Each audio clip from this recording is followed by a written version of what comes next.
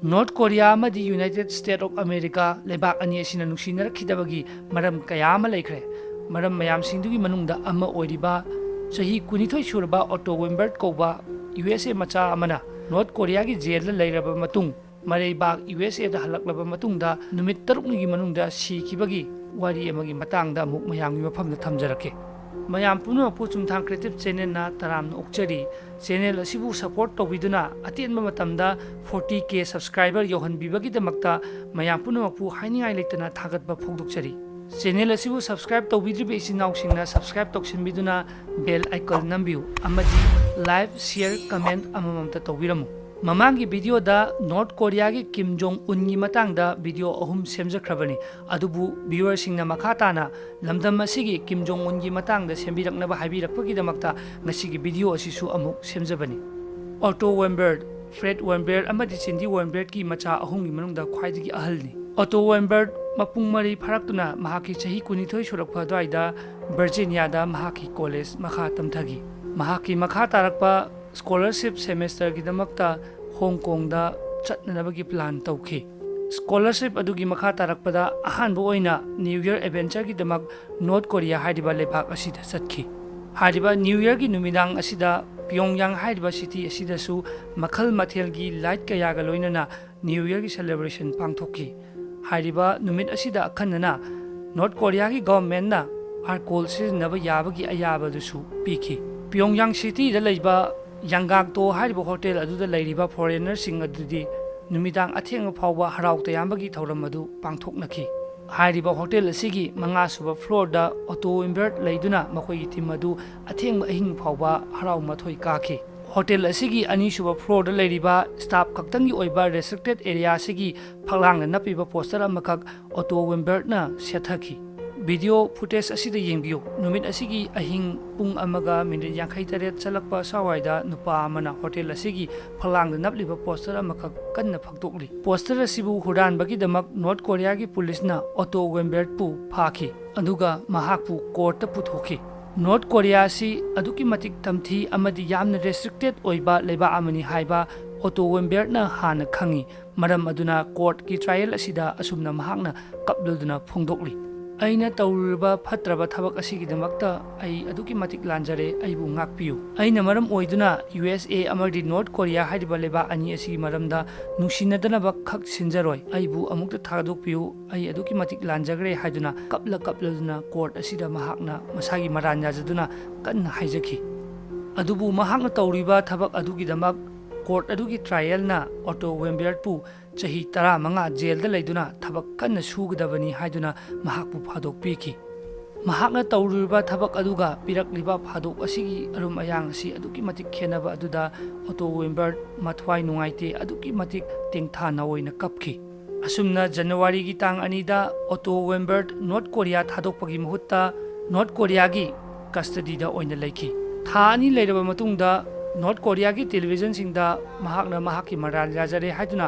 court ta haijakiba wafam adu phongdoraki adubu mahakna haijakiba wafam adu court na ngakpikhide numitra tukni leiraba matungda Otto Wembert chahi 30 akanba thabak suduna jail da leigadabani haina court aduna mahakbu sentence piraki asumna court aduna wareb adu pirakku matamda Otto Wembert aduki matik ningba kaikhi 2016 gi January da lakhiba Otto Wembert makhata na chahi 15 North Korea da thabak kana suduna jenda leiba taki Otto Wembert ki pawasi tabada mahaki apokpi Fred Wembert amadi Cindy Wembert thamoi kaikhi makhoi gi machanupa adubu matau karamna North Korea hairiba tamthi khraba leba adudagi lokthokluгani khanbada makhoi tobam khangkide amadi USA government da makhoina che thaduna asumna tawre haibadu khanganki matamadugi USA gi president Donald Trump ne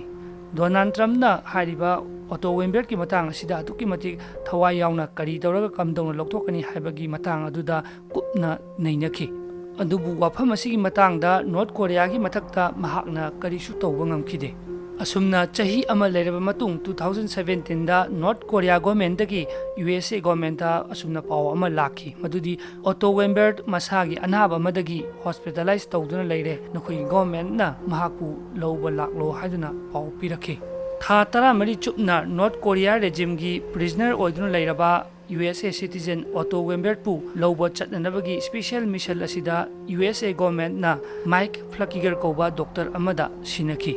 2017 June की तांग 10 की अयुक्ता North Korea Otto वेम्बर्टपू लौब चटनबगीदमक special mission अदु doctor Mike Flueckiger अमदी महाकी मेन नर्स अनि अदुगा USA डिपार्टमेंट की रिप्रेजेंटेटिव अनि गा लोइनना अटलांटा एयरफील्ड अदु थादोखी डॉक्टर माइक फ्लैकिगरना महाकना चलिबा मिशन अदु कदाइदनो करी लमदनो हाइबदु महाकी फैमिलीदा महाकना हाइदोकलमखिदे महाकना हाइरमलिबा हाइबबु अइना चलिबा खोंगसत असि कोरियादा पेशेंट अमखक लौब चलिबनी अदुबु मतांग असिदा महाकना नॉर्थ कोरिया हाइबदी पनखिदे सुमनतगी कोरिया हाइबसी खक्तनी डॉक्टर माइक फ्लैकिगरना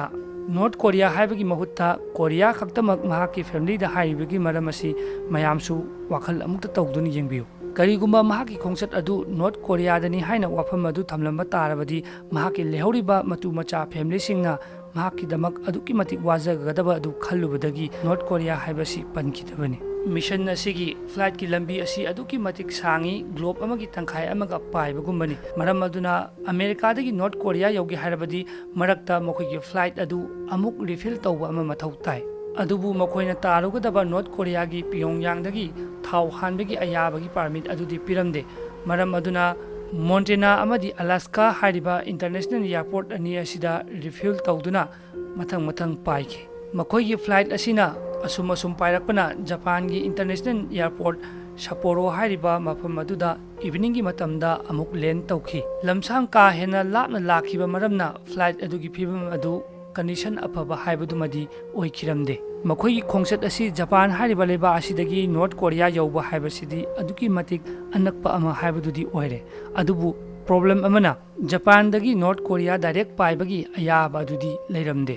जापान की एयर ट्रैफिक कंट्रोल असुमना हाइरई मदुदी जापान का नॉर्थ कोरिया की मरी असी का हेना अफबा हाइबदु ओइदे मरम अदुना मफम असिदगी डायरेक्ट प्योंगयांग यौना पाइबा हाइबदुगी लंबी अदुदी लेइते हाइना सुमना हाइरमी वाफम असी ताबदा डॉक्टर माइक फ्लैकेगर की टीम अदु अदुकी मतिक मथा सारमी मफम असिदगी नॉर्थ कोरिया यौगे हाइरबदी अतोपा कंट्री अमा मुक फाउदुना कोइथोकलगा पाइबा हाइबदु मथौ तारमी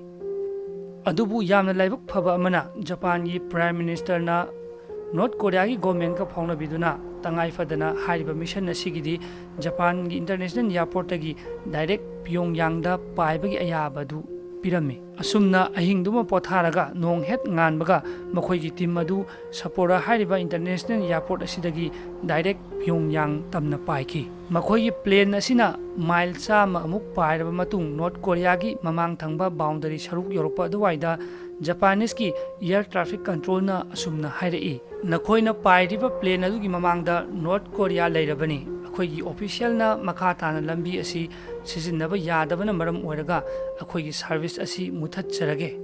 हैव अ नाइस डे हाइदुना विश पिरमलगा मखोइगी रेडियो सिग्नल अदु मुथत्खी असुमना जापान हाइरिबा लेबा असिना मखोइगी मिशन अदुदा अदुकी मतिक चाउना मतेंग पांगबिरमी मतुंग तारकपदा प्योंगयांग एयरपोर्ट ना रेडियो की खुथांगदा मखोइगी प्लेन अदुदा कांटेक्ट तौरकपा ngamki अदुगा प्योंगयांग एयरपोर्ट ता मखोइगी प्लेन अदु टेक्ता काइदना लैंड तौखिरमी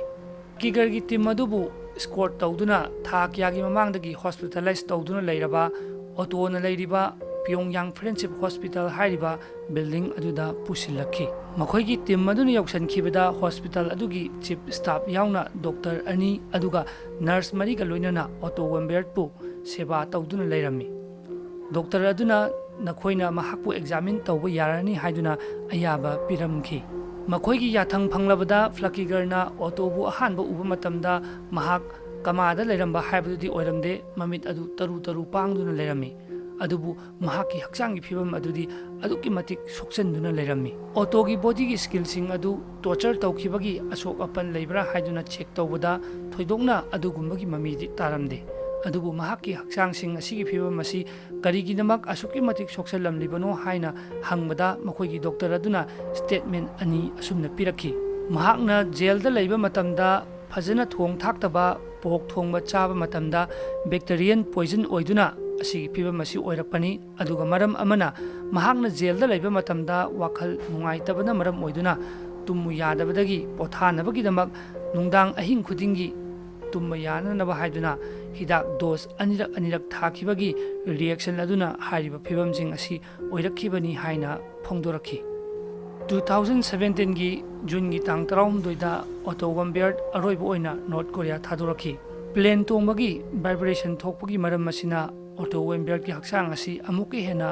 ꯁꯣꯛꯆꯟꯕ ꯑꯋꯥꯕ ꯍꯥꯏꯕꯗꯨ ꯑꯣꯏꯔꯛꯈꯤ, ꯃꯔꯝ ꯑꯗꯨꯅ ꯃꯍꯥꯛꯄꯨ ꯄꯣꯊꯥꯅꯕꯒꯤꯗꯃꯛ ꯍꯤꯗꯥꯛ ꯊꯥꯗꯨꯅ ꯑꯁꯨꯝꯅ ꯄꯤꯌꯣꯡꯌꯥꯡꯗꯒꯤ ꯁꯄꯣꯔꯥ, ꯑꯦꯟꯀꯣꯔꯦꯖ, ꯑꯗꯨꯗꯒꯤ ꯒ꯭ꯔꯦꯠ ꯐꯣꯜꯁ, ꯑꯗꯨꯒ ꯑꯔꯣꯏꯕ ꯑꯣꯏꯅ USAꯒꯤ ꯁꯤꯟꯁꯤꯅꯥꯇꯤ ꯏꯟꯇꯔꯅꯦꯁꯅꯦꯜ ꯏꯌꯥꯔꯄꯣꯔꯠ ꯌꯧꯔꯛꯈꯤ꯫ ꯏꯌꯥꯔꯄꯣꯔꯠ ꯑꯗꯨꯗ ꯃꯍꯥꯛꯀꯤ ꯃꯃꯥ ꯃꯄꯥꯅ ꯈꯧꯔꯥꯡꯅ ꯉꯥꯏꯗꯨꯅ ꯂꯩꯔꯝꯃꯤ ꯑꯃꯗꯤ ꯃꯈꯣꯏꯒꯤ ꯃꯆꯥꯕꯨ ꯃꯇꯝ ꯀꯨꯏꯔꯕꯒꯤ ꯇꯨꯡꯗ ꯑꯃꯨꯛ ꯍꯟꯅ ꯎꯕ ꯍꯥꯏꯕꯗꯨ ꯐꯪꯖꯈꯤ꯫ ꯑꯣꯇꯣ ꯋꯦꯝꯕꯔꯠ ꯃꯍꯥꯛꯀꯤ ꯄꯣꯛꯅꯐꯝ ꯂꯝꯗꯝ ꯍꯥꯏꯕꯗꯨꯗꯤ ꯌꯧꯔꯛꯂꯦ, ꯑꯗꯨꯕꯨ ꯃꯍꯥꯛꯀꯤ ꯍꯛꯆꯥꯡ ꯑꯗꯨꯗꯤ ꯑꯗꯨꯛꯀꯤ ꯃꯇꯤꯛ ꯁꯣꯛꯆꯟꯕ ꯍꯥꯏꯕꯗු ꯑꯣꯏꯔꯝꯃꯤ꯫ ꯑꯁꯨꯝꯅ ꯅꯨꯃꯤꯠ 6ꯅꯤ ꯂꯩꯔꯝꯂꯕ ꯃꯇꯨꯡꯗ ꯑꯣꯇꯣ ꯋꯦꯝꯕꯔꯠ ꯑꯔꯣꯏꯕ ꯌꯥꯍꯤꯞ ꯍꯥꯏꯕꯗꯨ ꯇꯥꯟꯈꯤ꯫ ꯃꯆꯥ ꯀꯥꯏꯅꯕꯒꯤ ꯑꯋꯥ ꯃꯩꯆꯥꯛ ꯈꯥꯡꯂꯤꯕ ꯆꯤꯟꯗꯤ ꯋꯦꯝꯕꯔꯠ ꯑꯃꯗꯤ ꯐ꯭ꯔꯦꯗ ꯋꯦꯝꯕꯔꯠꯅ ꯑꯁꯨꯝꯅ ꯐꯣꯛꯁ ꯅ꯭ꯌꯨꯁ ꯃꯦꯗꯤꯌꯥꯗ ꯐꯣꯡꯗꯣꯛꯂꯛꯏ ꯃꯗꯨꯗꯤ ꯑꯣꯇꯣ ꯋꯦꯝꯕꯔꯠꯅ ꯂꯥꯛꯄ ꯃꯇꯝꯗ ꯃꯍꯥꯛꯀꯤ ꯅꯥꯇꯣꯟꯗ ꯅꯣꯁ ꯐꯤꯗꯤꯡ ꯇꯧꯔꯛꯏ, ꯃꯔꯨ ꯀꯣꯛꯂꯛꯏ, ꯃꯅꯥ ꯇꯥꯊꯤꯗꯨꯅ ꯂꯥꯛꯏ ꯑꯃꯗꯤ ꯐꯖꯅ ꯎꯕ ꯉꯝꯗꯅ ꯂꯥꯛꯏ ꯍꯥꯏꯗꯨꯅ ꯐꯣꯡꯗꯣꯔꯛꯈꯤ꯫ ꯑꯃꯗꯤ ꯃꯍꯥꯛꯀꯤ ꯌꯥꯈꯥꯒꯤ ꯌꯥ ꯑꯅꯤ ꯑꯗꯨꯒꯤ ꯐꯤꯕꯝꯁꯨ ꯅꯦꯆꯔ ꯑꯣꯏꯅ ꯍꯧꯕꯗꯨ ꯑꯣꯏꯔꯝꯗꯦ, ꯌꯦꯠ ꯊꯪꯕ ꯈꯣꯡꯗ ꯊꯤꯅ ꯁꯣꯛꯈꯤꯕꯒꯤ ꯗꯥꯛꯐꯝ ꯂꯩꯔꯝꯃꯤ꯫ ꯃꯔꯝꯁꯤꯡ ꯑꯁꯤꯅ ꯇꯥꯛꯄꯗꯤ ꯅꯣꯔꯠ ꯀꯣꯔꯤꯌꯥ ꯑꯁꯤ ꯇꯦꯔꯣꯔꯤꯁꯅꯤ, ꯃꯈꯣꯏꯅ ꯑꯩꯈꯣꯏꯒꯤ ꯏꯆꯥꯕꯨ ꯍꯥꯠꯇꯣꯛꯄꯤꯕꯅꯤ ꯍꯥꯏꯗꯨꯅ ꯑꯁꯨꯝꯅ ꯐꯣꯡꯗꯣꯔꯛꯈꯤ꯫ ꯍꯥꯏꯔꯤꯕ ꯑꯁꯤꯒꯨꯝꯕ ꯍꯤꯔꯝꯁꯤꯡ ꯑꯁꯤꯒꯤ ꯃꯇꯥꯡꯗ ꯊꯤꯖꯤꯜꯂꯤꯕ USA ꯒꯚꯔꯟꯃꯦꯟꯠꯀꯤ ꯀꯣꯔꯣꯅꯔ ꯂꯛꯁꯃꯤ ꯁꯃꯥꯔꯀꯣ ꯀꯧꯕ ꯅꯨꯄꯤ ꯑꯃꯅ ꯑꯁꯨꯝꯅ ꯐꯣꯡꯗꯣꯔꯛꯏ ꯃꯗꯨꯗꯤ ꯑꯣꯇꯣ ꯋꯦꯝꯕꯔꯠꯀꯤ ꯕ꯭ꯔꯦꯟ ꯑꯁꯤ ꯑꯣꯛꯁꯤꯖꯦꯟ ꯋꯥꯠꯄ ꯃꯔꯝꯅ ꯕ꯭ꯔꯦꯟ ꯗꯦꯃꯦꯖ ꯍꯥꯏꯕꯗꯨ ꯑꯣꯏꯔꯝꯃꯤ꯫ ꯕ꯭ꯔꯦꯟ ꯏꯟꯖꯨꯔꯤ ꯀꯔꯝꯅ ꯑꯣꯏꯔꯛꯄꯅꯣ ꯍꯥꯏꯕꯗꯨ ꯑꯣꯏꯊꯣꯛꯄ ꯌꯥꯕ ꯃꯇꯥꯡ ꯈꯔ ꯍꯥꯏꯔꯕꯗ ꯋꯥꯇꯔ ꯕꯣꯔꯗꯤꯡ ꯇꯧꯈꯤꯕ, ꯏꯂꯦꯛꯇ꯭ꯔꯤꯛ ꯁꯣꯛ ꯅꯠꯇ꯭ꯔꯒꯅ ꯃꯁꯥ ꯃꯊꯟꯇ ꯁꯨꯁꯥꯏꯗ ꯑꯦꯇꯦꯝ ꯇꯧꯕ ꯍꯥꯏꯔꯤꯕ ꯍꯤꯔꯝꯁꯤꯡ ꯑꯁꯤꯅ ꯑꯣꯏꯒꯜꯂꯤ, ꯅꯠꯇ꯭ꯔꯒꯅ ꯇꯨꯝꯕ ꯌꯥꯅꯅꯕꯒꯤꯗꯃꯛ ꯄꯣꯊꯥꯅꯕ ꯍꯥꯏꯗꯨꯅ ꯊꯥꯈꯤꯕ ꯍꯤꯗꯥꯛ ꯃꯌꯥꯝꯁꯤꯡ ꯑꯗꯨꯅ ꯁꯣꯔ ꯍꯣꯟꯕꯗ ꯑꯀꯥꯏꯕ ꯄꯤꯔꯛꯄ ꯇꯣꯏꯅ ꯊꯣꯛꯂꯛꯄꯗꯒꯤ ꯍꯥꯏꯔꯤꯕ ꯊꯧꯑꯣꯡꯁꯤꯡ ꯑꯁꯤ ꯊꯣꯛꯀꯜꯂꯤ꯫ ꯑꯃꯗꯤ ꯃꯍꯥꯛꯅ ꯖꯦꯜꯗ ꯂꯩꯕ ꯃꯇꯝꯗ ꯇꯣꯔꯆꯔ ꯇꯧꯈꯤꯕꯒꯤ ꯃꯃꯤ ꯈꯔꯗꯤ ꯇꯥꯏ, ꯃꯔꯝꯗꯤ ꯃꯍꯥꯛꯀꯤ ꯃꯈꯣꯡꯗ ꯊꯤꯅ ꯁꯣꯛꯈꯤꯕꯒꯤ ꯗꯥꯛ ꯂꯩꯔꯝꯕ ꯑꯃꯗꯤ ꯃꯍꯥꯛꯀꯤ ꯌꯥꯈꯥꯒꯤ ꯑꯅꯤ ꯑꯗꯨ ꯇ꯭ꯋꯤꯁ ꯇꯧꯔꯝꯕ ꯑꯗꯨ ꯊꯦꯡꯅꯈꯤ꯫ ꯃꯔꯝ ꯑꯁꯤꯅ ꯃꯍꯥꯛꯄꯨ ꯇꯣꯔꯆꯔ ꯇꯧꯈꯤ ꯍꯥꯏꯕꯒꯤ ꯈꯨꯗꯝ ꯆꯥꯡꯗꯝ ꯑꯗꯨꯗꯤ ꯐꯖꯅ ꯐꯪꯏ ꯍꯥꯏꯗꯨꯅ ꯐꯣꯡꯗꯣꯔꯛꯈꯤ꯫ ꯃꯈꯥ ꯇꯥꯔꯛꯄꯗ ꯅꯣꯔꯠ ꯀꯣꯔꯤꯌꯥꯒꯤ ꯒꯚꯔꯟꯃꯦꯟꯠꯅ ꯁ꯭ꯇꯦꯠꯃꯦꯟꯠ ꯑꯃ ꯊꯣꯛꯂꯛꯈꯤ ꯃꯗꯨꯗꯤ ꯑꯣꯇꯣ ꯋꯦꯝꯕꯔꯠ ꯅꯣꯔꯠ ꯀꯣꯔꯤꯌꯥꯗꯒꯤ ꯆꯠꯈꯤꯕ ꯃꯇꯝꯗ ꯇꯦꯛꯇ ꯀꯥꯏꯗꯅ ꯍꯛꯆꯥꯡ ꯐꯅ ꯆꯠꯈꯤꯕꯅꯤ, ꯃꯍꯥꯛꯅ ꯂꯩꯈꯤꯗꯕ ꯑꯗꯨ USA ꯌꯧꯔꯕ ꯃꯇꯨꯡꯗ ꯁꯤꯈꯤꯕꯅꯤ ꯍꯥꯏꯗꯨꯅ ꯐꯣꯡꯗꯣꯔꯛꯈꯤ꯫ ꯑꯣꯇꯣ ꯋꯦꯝꯕꯔꯠꯀꯤ ꯃꯃꯥ ꯃꯄꯥꯅ ꯑꯁꯨꯝꯅ ꯅꯣꯔꯠ ꯀꯣꯔꯤꯌꯥꯒꯤ ꯃꯊꯛꯇ ꯋꯥꯁꯤꯡꯇꯟꯗ ꯀꯦꯁ ꯑꯃ ꯐꯥꯏꯜ ꯇꯧꯕ ꯍꯧꯈꯤ꯫ ꯀꯟꯇ꯭ꯔꯤ ꯑꯃꯒꯒꯤ ꯒꯚꯔꯟꯃꯦꯟꯠꯀꯤ ꯀꯣꯔꯠꯀꯤ ꯈꯨꯠꯊꯥꯡꯗ ꯍꯥꯏꯔꯤꯕ ꯀꯦꯁ ꯑꯗꯨ ꯇꯧꯅꯕ ꯑꯌꯥꯕꯗꯨ ꯄꯤꯔꯛꯂꯝꯃꯤ꯫ ꯑꯗꯨꯃꯛꯄꯨ ꯍꯥꯏꯔꯤꯕ ꯍꯤꯔꯝ ꯑꯁꯤꯒꯤ ꯃꯇꯥꯡꯗ ꯅꯣꯔꯠ ꯀꯣꯔꯤꯌꯥ ꯒꯚꯔꯟꯃꯦꯟꯠꯅ ꯀꯦꯁ ꯑꯁꯤ ꯀꯟꯇꯦꯁ ꯇꯧꯔꯛꯈꯤꯗꯦ꯫ ꯅꯣꯔꯠ ꯀꯣꯔꯤꯌꯥꯒꯤ ꯃꯤꯍꯨꯠ ꯑꯃ ꯊꯥꯔꯛꯇꯨꯅ ꯏꯚꯤꯗꯦꯟꯁ ꯀꯌꯥ ꯑꯁꯤ ꯄꯤꯅꯔꯕ ꯃꯇꯨꯡꯗ ꯋꯥꯔꯣꯏꯁꯤꯟ ꯑꯃ ꯄꯨꯔꯛꯈꯤ꯫ US ꯄ꯭ꯔꯁꯤꯗꯦꯟꯠ ꯗꯣꯅꯥꯜꯗ ꯇ꯭ꯔꯝꯞꯅꯗꯤ ꯂꯩꯕꯥꯛ ꯃꯤꯌꯥꯝꯗ ꯀꯟꯐꯥꯔꯃꯦꯁꯟ ꯄꯤꯔꯛꯈꯤ ꯃꯗꯨꯗꯤ ꯅꯣꯔꯠ ꯀꯣꯔꯤꯌꯥꯅ ꯑꯣꯇꯣ ꯋꯦꯝꯕꯔꯠꯄꯨ ꯇꯣꯔꯆꯔ ꯇꯧꯗꯨꯅ ꯍꯥꯠꯈꯤꯕꯅꯤ ꯍꯥꯏꯗꯨꯅ ꯅꯣꯔꯠ ꯀꯣꯔꯤꯌꯥꯒꯤ ꯃꯊꯛꯇ ꯃꯔꯥꯟ ꯑꯗꯨꯃꯛ ꯁꯤꯔꯛꯈꯤ꯫ ꯑꯔꯣꯏꯕꯗ ꯀꯣꯔꯠ ꯑꯁꯤꯅ ꯑꯁꯨꯝꯅ ꯑꯣꯔꯗꯔ ꯇꯧꯔꯛꯈꯤ ꯃꯗꯨꯗꯤ ꯅꯣꯔꯠ ꯀꯣꯔꯤꯌꯥꯅ ꯋꯦꯝꯕꯔꯠꯀꯤ ꯐꯦꯃꯤꯂꯤꯗ $500 ꯕꯤꯂꯤꯌꯟ ꯄꯤꯒꯗꯕꯅꯤ ꯍꯥꯏꯗꯨꯅ ꯌꯥꯊꯪ ꯇꯧꯔꯛꯈꯤ꯫ ꯑꯁꯨꯝꯅ ꯑꯣꯇꯣ ꯋꯦꯝꯕꯔꯠꯀꯤ ꯐꯦꯃꯤꯂꯤꯅ ꯀꯦꯁ ꯑꯗꯨ ꯉꯝꯗꯨꯅ ꯃꯥꯏ ꯄꯥꯛꯈꯤ꯫ ꯃꯈꯥ ꯇꯥꯔꯛꯄꯗ USAꯒꯤ ꯄ꯭ꯔꯁꯤꯗꯦꯟꯠꯅ ꯑꯣꯇꯣ ꯋꯦꯝꯕꯔꯠꯀꯤ ꯃꯃꯥ ꯃꯄꯥꯒꯤ ꯑꯋꯥꯕ ꯑꯗꯨꯕꯨ ꯁꯔꯨꯛ ꯌꯥꯗꯨꯅ ꯂꯩꯕꯥꯛ ꯃꯤꯌꯥꯝꯗ ꯏꯀꯥꯏ ꯈꯨꯝꯅꯕ ꯎꯠꯈꯤ꯫ ꯋꯥꯐꯝ ꯈꯔꯁꯤ ꯊꯝꯖꯔꯒ ꯃꯌꯥꯝ ꯄꯨꯝꯅꯃꯛꯄꯨ ꯆꯨꯝꯊꯥꯡ ꯀ꯭ꯔꯤꯌꯦꯇꯤꯚ ꯆꯦꯅꯦꯜꯅ ꯕꯤꯗꯥꯏ ꯄꯤꯖꯔꯤ꯫ ꯃꯈꯥ ꯇꯥꯅ ꯀꯤꯝ ꯖꯣꯡ ꯎꯟ ꯑꯃꯗꯤ ꯅꯣꯔꯠ ꯀꯣꯔꯤꯌꯥꯒꯤ ꯃꯇꯥꯡꯗ ꯚꯤꯗꯤꯑꯣ ꯁꯦꯝꯍꯟꯅꯤꯡꯕ ꯂꯩꯔꯕꯗꯤ ꯀꯃꯦꯟꯠ ꯁꯦꯛꯁꯟꯗ ꯑꯗꯣꯝꯒꯤ ꯑꯄꯥꯝꯕ ꯃꯣꯠ ꯑꯗꯨ ꯄꯤꯕꯤꯔꯝꯃꯨ꯫